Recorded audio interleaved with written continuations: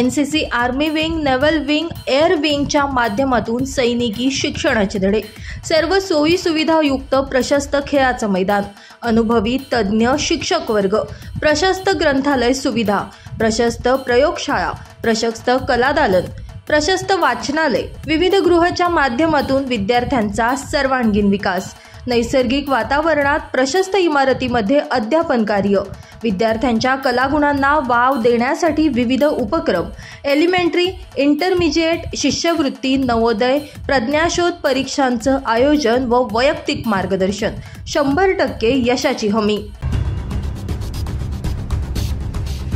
निफाड तालुक्यातील कसबे सुकेने या गावामध्ये मागील काही दिवसांपासून एकमेकांवरती जीवघेणे हल्ले घेण्याचं सत्र मोठ्या प्रमाणावर वाढलं असून विनाकारण होणारे हल्ले हा नागरिकांसाठी त्रास आणि जीवघेणे हल्ले नागरिकांसाठी चिंतेचा विषय बनला असून नागरिकांमध्ये वेगवेगळ्या चर्चांना उधाण आले।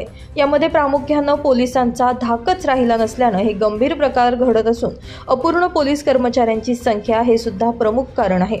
गावामध्ये पोलीस स्टेशन असून ते बऱ्याच वेळा दिवसासुद्धा बंद असतं, तेव्हा तर रात्रीचा प्रश्नच उरत नाही।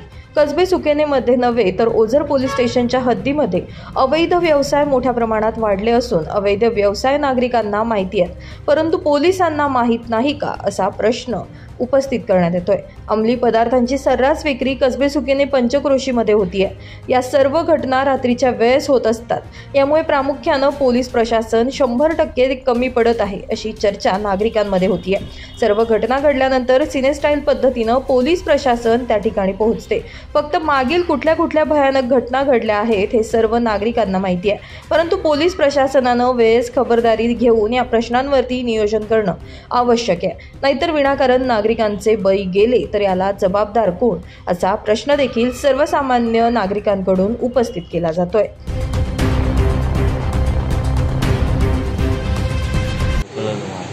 गांजा पेल होती का काय पेल होती विनाकारण शिवाय देत होते?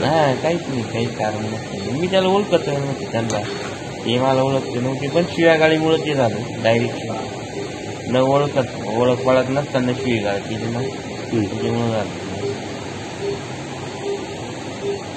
बाटली कसली होती जी फोडली ती?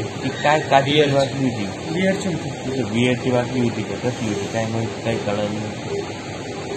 ब्युरो रिपोर्ट, नाशिक माझा न्यूज, ओझर।